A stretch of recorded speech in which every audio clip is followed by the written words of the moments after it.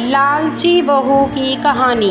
एक बार की बात है, एक छोटे से शहर में एक परिवार रहता था जिसमें रमेश और उसकी माँ बेहद खुशी से जीवन व्यतीत कर रहे थे। रमेश ऑटो चलाता था और उससे जो भी आमदनी होती थी माँ बेटा खुशी खुशी उससे गुजारा करते थे। एक दिन उसकी मौसी रमेश के घर आई। उसने रमेश की माँ से रमेश की शादी के बारे में बात की, जिसे सुनकर माँ बहुत खुश हो गई। अब रमेश के लिए एक अच्छी लड़की की तलाश शुरू होती है।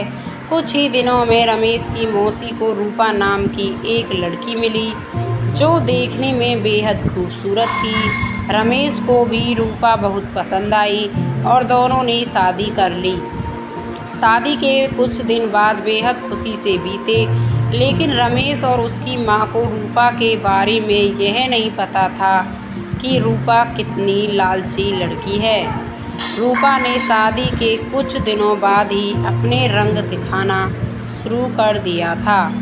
वह महीने में कई बार किटी पार्टी जैसे सोमोराय में जाने लगी, जिसके लिए रूपा हर पार्टी में नए कपड़े और कीमती जेवर पहनती थी। जब रूपा के नए गहने और कपड़े ख़त्म हो जाते थे तब रूपा अपने पति की कमाई से नए कपड़े और गहने खरीद लेती थी, जिससे रमेश के घर में झगड़ा शुरू हो गया था। कई बार ऐसा होता कि महीने का राशन लाने के लिए जो भी पैसे होते थे उन पैसों से रूपा अपने लिए कपड़े और गहने खरीद लेती थी। एक दिन रमेश ने कहा, रूपा, अपने नए कपड़े और गहने खरीदने में इतना पैसा बर्बाद करने का क्या फ़ायदा है।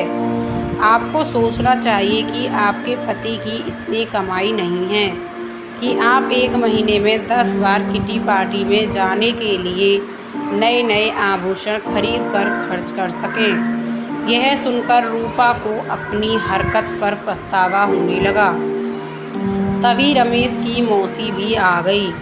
उन्होंने यह भी कहा कि यह सब मैंने आपको समझाने के लिए किया है कि केवल नए कपड़े और आभूषण ज़रूरी नहीं हैं। इसके अलावा दुनिया में भी बहुत कुछ होता है, और अगर आपको नए गहने और कपड़े पहनने का इतना शौक़ है तो आप खुद क्यों नहीं कमाते और उस पैसे से ये सारी चीज़ें खरीद लेते हैं।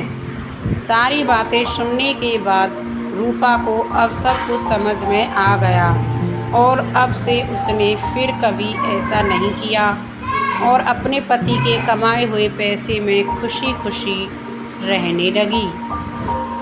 तो दोस्तों, अगर आपको कहानी अच्छी लगी हो तो वीडियो को लाइक और शेयर करें, और ऐसी ही कहानी सुनने के लिए हमारे चैनल को सब्सक्राइब भी ज़रूर करें। धन्यवाद दोस्तों, अपना ख्याल रखना।